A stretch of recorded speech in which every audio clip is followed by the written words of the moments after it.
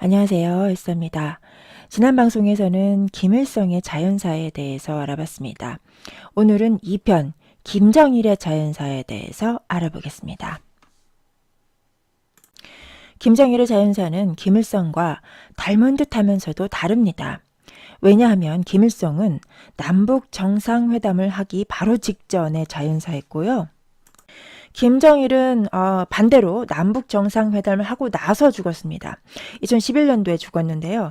2007년도에 노무현하고 남북 정상회담을 했으니까 4년 뒤에 자연사를 했습니다. 이 두 사건의 공통점은 지난번에도 말씀드렸듯이 북핵 문제라는 것이 있었다. 북핵 문제가 그 중심에 있었다라는 것이죠. 핵 문제라는 것은 여러분, 이 핵이라는 것 자체가 이미 국제 문제입니다. 핵을 건드렸다라는 것은 국제 문제의 소용돌이 속으로 자동적으로 들어가게 되는 거다라는 점을 여러분이 기본적으로 알고 계셔야 됩니다. 김일성의 사망에 김정일이 관여했을 가능성이 매우 높다라는 가설들이 이미 많이 떠돌고 있습니다. 그러한 가설들을 읽어보면 굉장히 설득력이 있지만 제가 보기에는 김정일 측근의 어떤 수령 시스템에 의한 그런 집단이 김일성을 죽이게끔 결심을 하게 만든 그 외부적인 압력이 없었냐라는 그런 질문을 저는 던지고 싶습니다.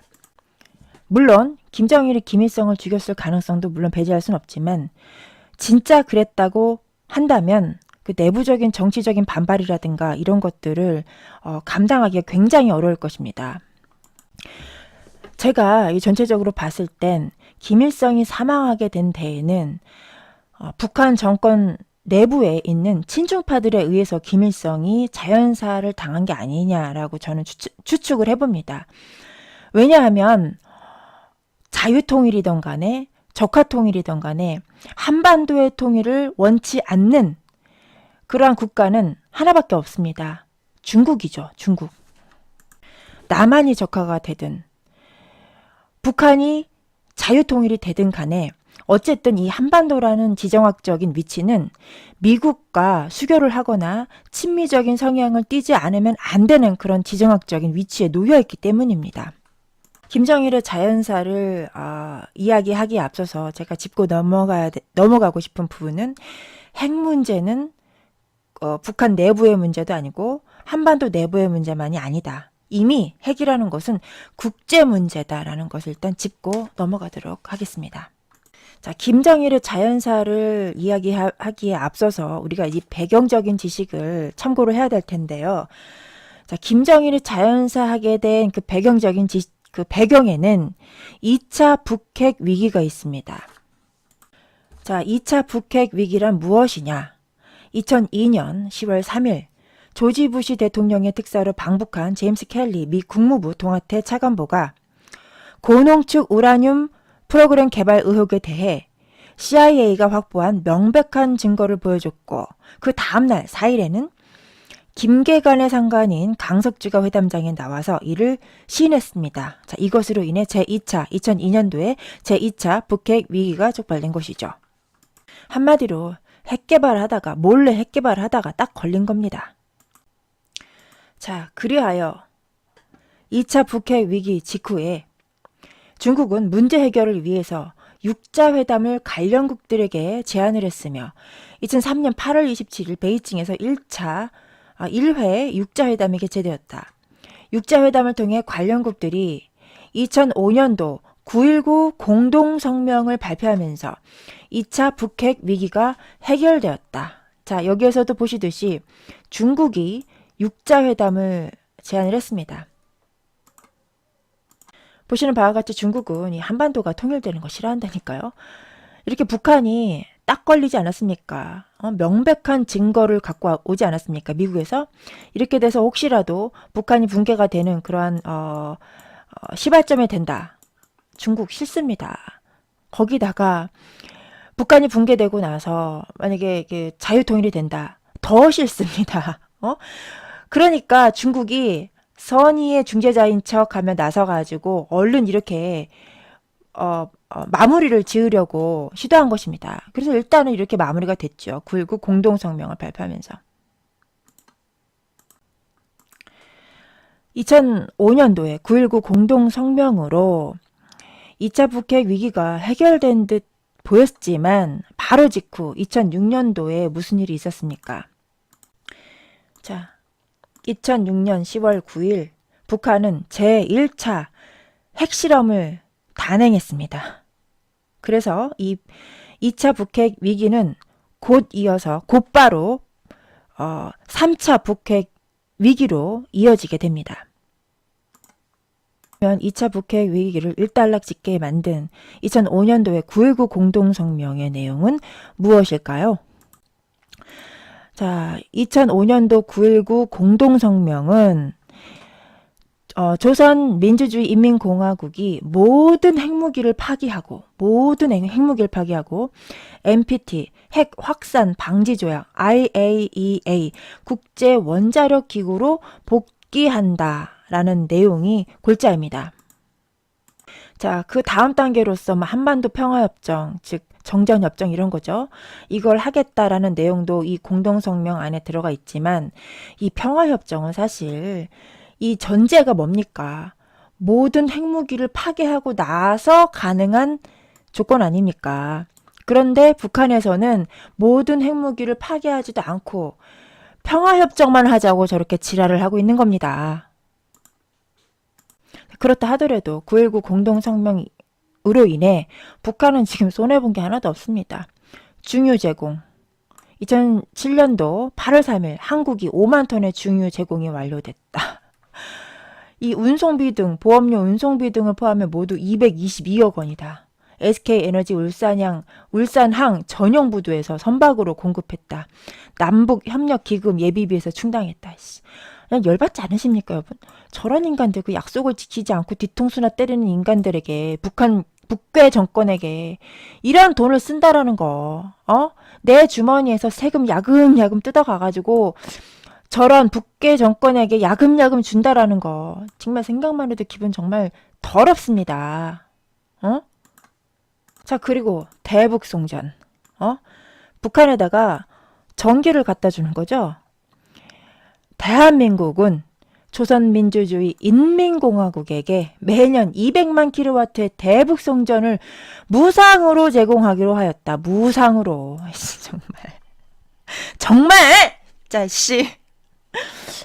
이에 대해 한나라당 30년간 19조 원의 비용에 한국전력공사의 전력 설비가 별도로 추가되어 천문학적인 퍼즐이라고 비난했다. 자, 이 매년 200만 킬로와트의 대북 송전은 원자로 2기가 생산하는 분량이다. 원자로 2기. 지금 자기 나라는 원자로를 없애면서 북한에다가는 전기를 막 갖다 퍼주는, 정말. 뿐만 아니라 경수로 무상 제공은 별도로 규정되었다. 여러분, 지금 자, 뜯어갔는데 대부분 어디서 뜯어갔습니까? 우리 대한민국 남한에서 이게 쪽쪽 다 뜯어가고 있지 않습니까, 지금? 자, 어쨌든 북한은 이렇게 핵을 가지고 장사를 아주 잘 해먹고 있습니다. 자, 2005년도 9.19 공동성명을 했음에도 불구하고 2006년도 바로 1년 뒤 1차 핵실험으로 인해서 9.19 공동성명은 자동적으로 무효가 되었고요. 2006년도에 북한의 1차 핵실험 단행으로 인해서 그 결과 2007년도에 2.13 조치가 시행되었습니다. 자, 2.13 조치의 제목은 9.19 공동성명 이행을 위한 초기 조치입니다. 자, 제목에서도 알 수 있듯이 9.19 공동성명이 어떻게 됐습니까? 2005년도에 있었는데 2006년도에 북한이 핵실험하는 것으로 인해서 이게 파괴된 것 아닙니까? 그래서 이것을 다시 확인하기 위한 조치가 바로 2.13 조치라는 것입니다. 자, 2.13 조치의 첫 번째 조항 보십시오. 조선민주주의 인민공화국은 궁극적인 포기를 목적으로 재처리 시설을 포함한 영변 핵시설을 폐쇄 봉인하고 국제원자력 기구와의 합의에 따라 모든 필요한 감시 및 검증 활동을 수행하기 위해 국제원자력 기구 요원을 복귀토록 초청한다. 자, 이 첫 번째 조항이 이행이 완료가 됐을 때 그 다음 단계 뭐 평화협정을 맺고 어쩌고 저쩌고가 다 진행이 되는 것이죠. 근데 이것도 일단 무효가 된 것입니다. 왜냐? 북한에서 계속 2차, 3차, 4차 2017년도에 6차 핵 실험을 완료함으로써 핵을 완성하지 않았습니까? 자, 김정일의 자연사 현황으로 다시 돌아오겠습니다. 2005년 9월 15일 미 재무부는 마카오에 있는 소규모 은행인 방코델타 아시아 은행을 돈 세탁 우려 대상으로 지정해 금융제재를 가했습니다. 2005년도에 방코델타 아시아 은행에 왜 금융제재를 하게 됐는지 그 배경 이제는 아시죠? 2002년도에 CIA에서 북한이 핵무기 개발을 하고 있다. 고농축 우라늄을 프로그램을 가동 중에 있다라는 증거를 가지고 북한에 들어가지 않았습니까? 자, 그거에 대한 후속 조치로서 이렇게 강력한 금융 제재를 가하게 된 것입니다. 자, 여러분, 뭔가 이게 좀 오버랩 되는 듯한 이런 느낌적인 느낌? 느낌이 드시죠? 자, 얼마 전 2018년도 2월 달에 미 재무부에서 라트비아의 ABLB 은행을 미 금융망에서 퇴출시킨 사건 기억나시죠? 자, 김정일 때와 어쩜 이렇게 똑같은 시나리오로 가는지 소름 끼치지 않으십니까? 김정은 때는 심지어 금융 제재가 2건이나 있었습니다. 여러분 잘 기억이 나실랑간 모르겠지만 2017년도 작년에 중국 단둥은행에 대해서도 금융 제재가 있었습니다. 여러분. 자, 2005년도 김정일 때 한 번 있었죠. 자, 김정은 때는 2번입니다. 2번. 연이어서 1년에 한 번씩. 김정은에게는 뭔가 불길한 징조가 2배나 있는 것 같지요, 여러분? 방코델타 아시아 은행에 대한 금융 제재 후 4일 뒤, 자, 9월 15일 날 제재를 했으니까 9월 19일, 4일 뒤 9.19 공동성명을 체결하는데 성공했습니다. 야, 효과가 이렇게 막 바로 나오네요. 바로 북한이 무릎을 꿇었네요. 그리고 보시다시피 그 다음 해 2006년도 10월 9일에 1차 핵실험을 강행했고 또 여기엔 없지만 2007년도 2월 13일에 2.13 조치, 이 핵실험 감행에 대한 조치를 취했고요. 자, 그 다음에 익숙한 단어 나옵니다. 남북 정상회담. 2007년도 10월 2일부터 4일까지 노무현 대통령이 북한에 가서 김정일과 두 번째 남북 정상회담을 성사시켰습니다.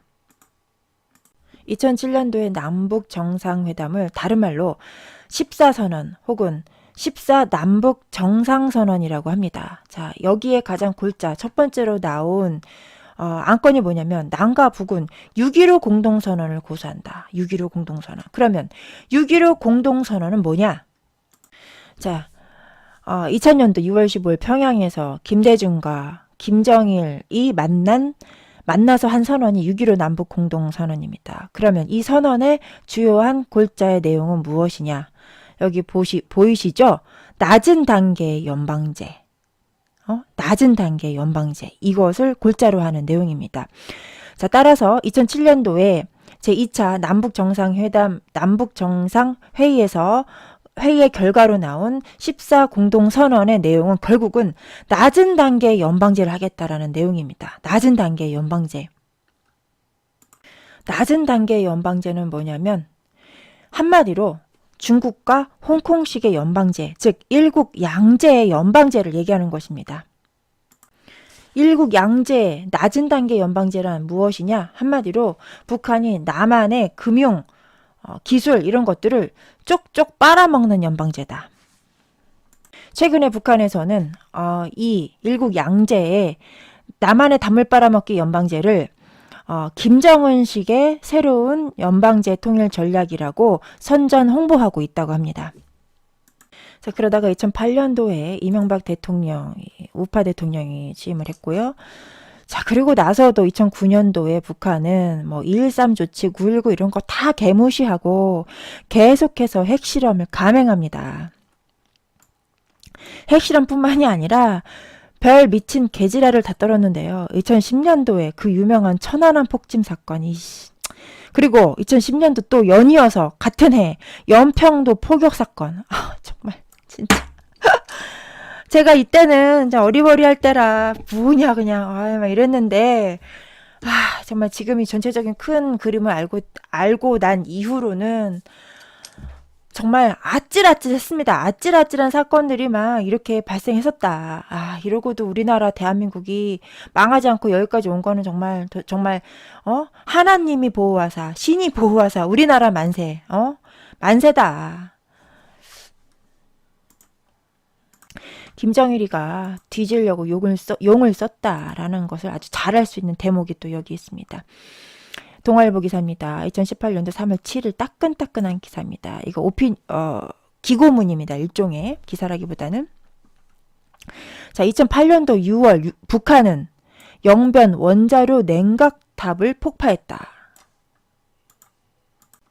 자, 이렇게 냉각탑을 폭발을 하면서 전 세계에다가 완전히 개쇼를 하고, 그리고 나서 2009년도에 뭐 한 겁니까? 2009년도에 바로 2차 핵실험 하지 않았습니까? 이렇게 핵무기 개쇼를 하고, 또 바로 그 다음해 2009년도에 2차 핵실험을 하고, 또 그 다음해 2010년도에 뭐가 있었습니까? 천안함 폭침, 그리고 연평도 포격 사건. 뒤지려고 제사를 지냈네요. 뒤지려고 제사를 지냈어요. 제발 나를 죽여달라.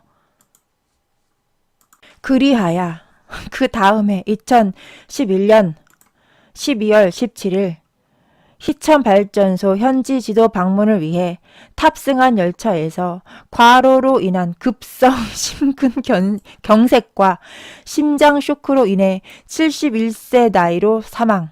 자연사 당첨. 자, 이러한 전설이 생겨나게 된 것이었다. 자, 어찌됐건 이 김정일이 사망한 시점이 2011년이니까 자, 2차 핵실험과 3차 핵실험의 텀이 약 4년 정도 걸렸습니다. 이 텀이 가장 길어요. 자, 이때 가장 길었다가 다시 정말 오바마 이 나쁜 놈. 북한에게는 이거 천운이었습니다. 오바마가 2009년도에 미국의 대통령이 되었던 것은 북한을 위해서 오바마가 취임을 했다라고 봐도 과언이 아닙니다. 자, 2009년도에 오바마가 취임을 해서 오바마가 한 게 뭡니까? 오바마한테 2010년도에 노벨 평화상을 떡 하고 안겨줬죠. 뭐 한 것도 없는 오바마한테. 자, 그리고 나서 오바마가 한 게 뭡니까? 나 전략적 인내하겠다. 북한하고 이란한테 전략적 인내하겠다. 그 이전 정권 부시 정권이었죠. 부시 정권은 북한을 뭐라고 했습니까? 악의 축이다라고 했습니다. 근데 갑자기 오바마 같은 구세주가 나타나서 북한에게 나는 전략적 인내를 하겠노라 하고 묵시적인 합의를 해준 것이죠. 묵시적인 인정을 해준 것이죠. 그래서 막 이때다 하고 이렇게 막 북한에서는 핵실험을 해가지고 지금 2017년도에 6차 핵실험을 완료해서 핵을 완성하게 되었다 라고 하는 전설이 생겼습니다. 저는 이 김정일의 자연사도 김일성과 마찬가지로 북한 정권 내에 친중파가 죽인 게 아닌가라고 생각을 합니다. 왜냐하면 2013년도에 김정은이가 정권을 잡고 나서 제일 먼저 한 게 친중파를 숙청하는 것이었습니다. 심지어 고모부도 뭐고 뭐 할 거 없이 그냥 다 이렇게 잡아다가 죽였습니다. 자, 동북아시아 이 신냉전 지도입니다. 북한의 역할은 중국에게 있어서 입술이다. 자, 이런 얘기 많이 하지요. 그렇기 때문에 그 누구보다도 북한의 존재가 필요한 국가는 바로 중국입니다. 중국.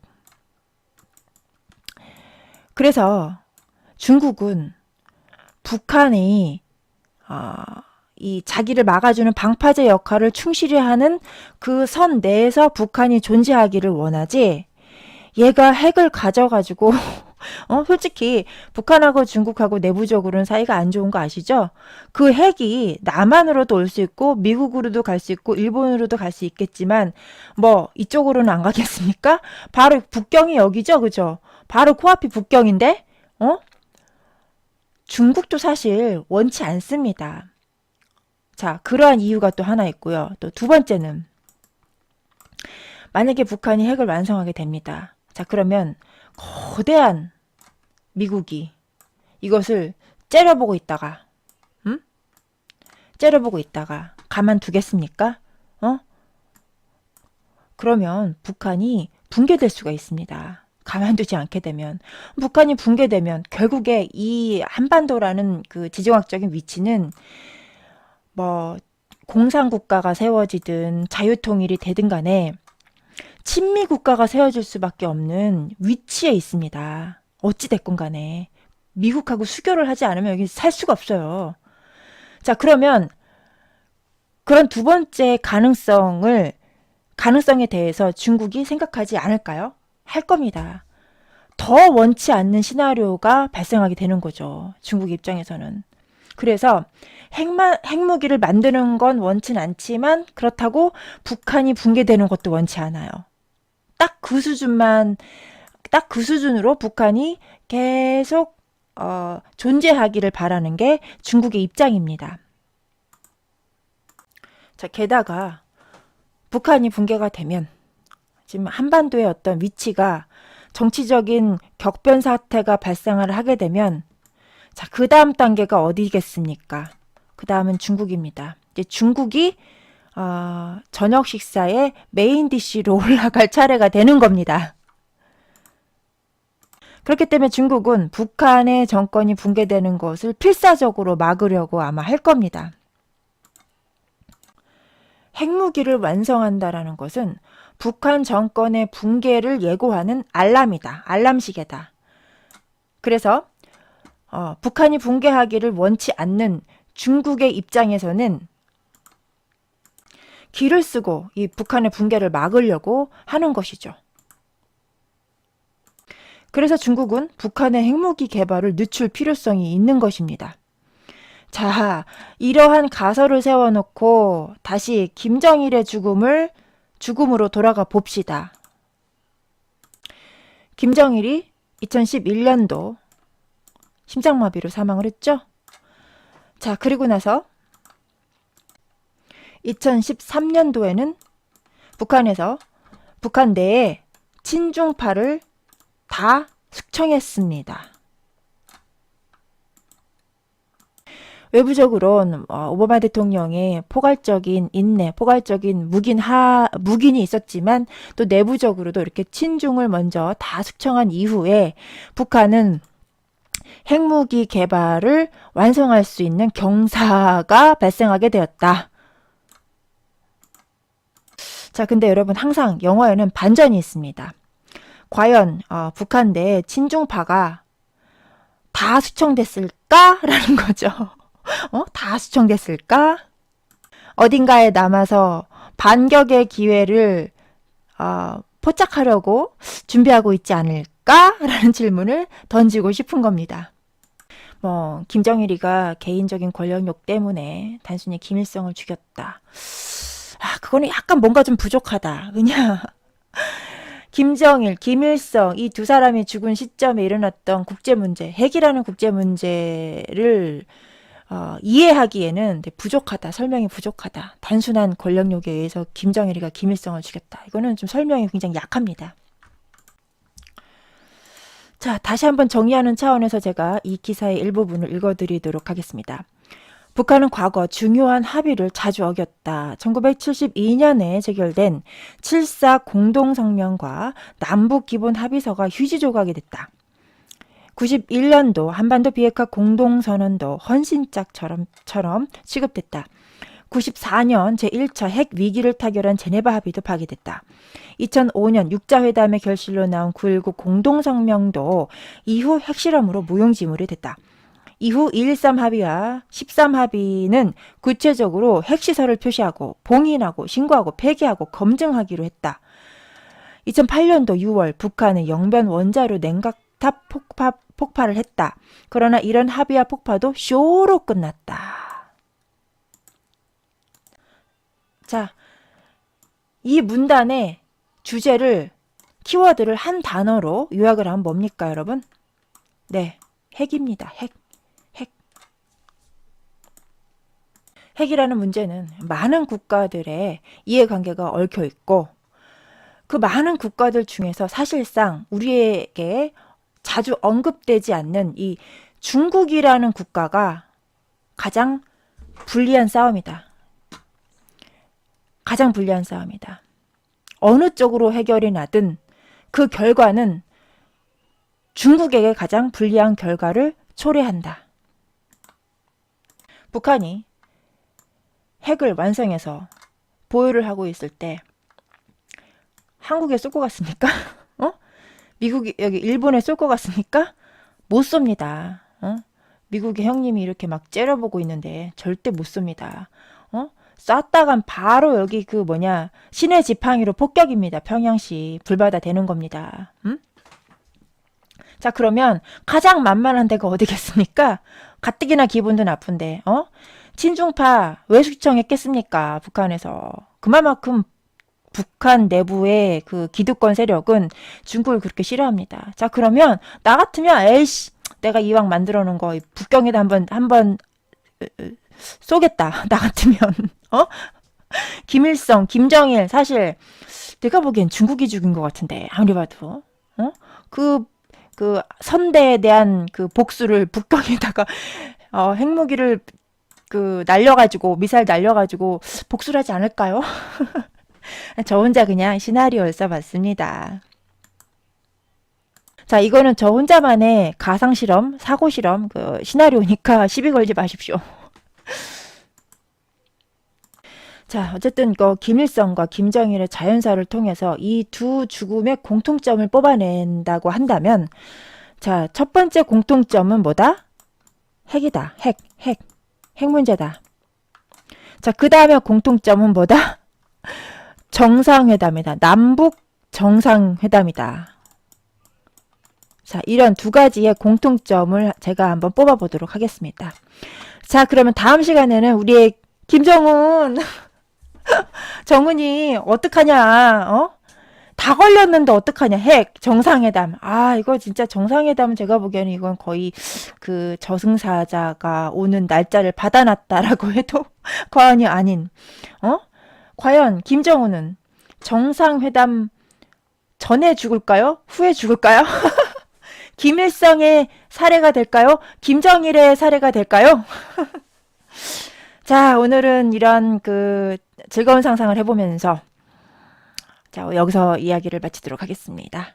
자, 마지막 다음 김정일 편도 기대해 주세요. 감사합니다.